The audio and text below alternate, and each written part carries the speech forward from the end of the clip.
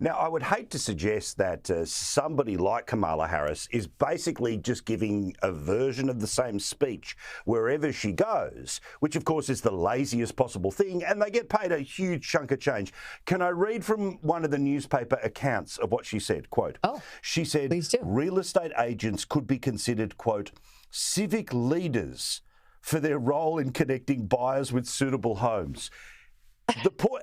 She just turns up anywhere and insert industry or who I'm talking to and tell them that they're civic leaders.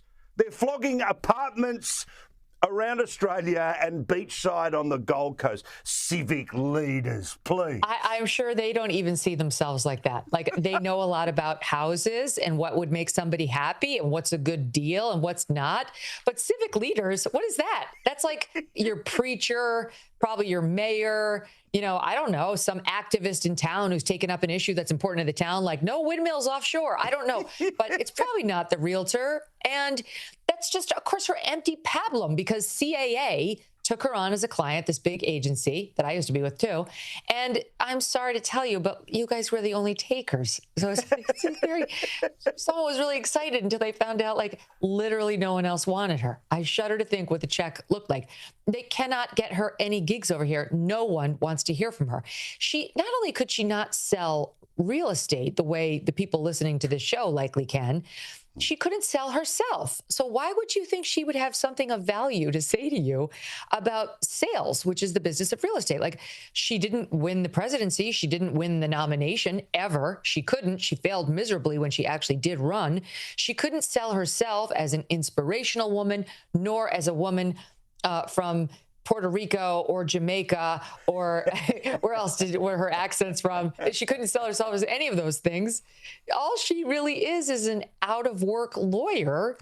So, I mean, maybe you should ask her about contract law. She might be able to say something valuable on that front.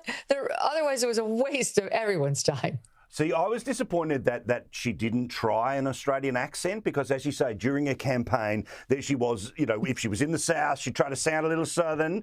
And what was it that your daughter, doesn't your daughter have a little piece of advice as to how you can try to sound a little Australian? Yes, how you can sound Australian. You say, razor blades. Razor blades. Yeah.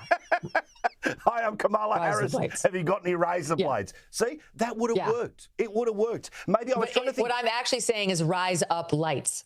I'm in American English, I'm saying rise up lights, but it translates into Australian English into razor blades. but I sound like a local, don't I?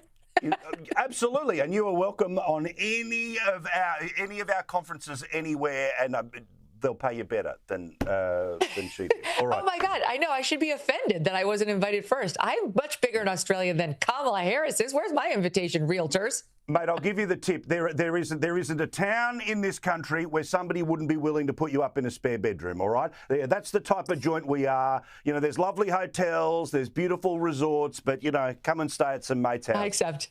You're always I'll be there. I'll bring my favorite pillow.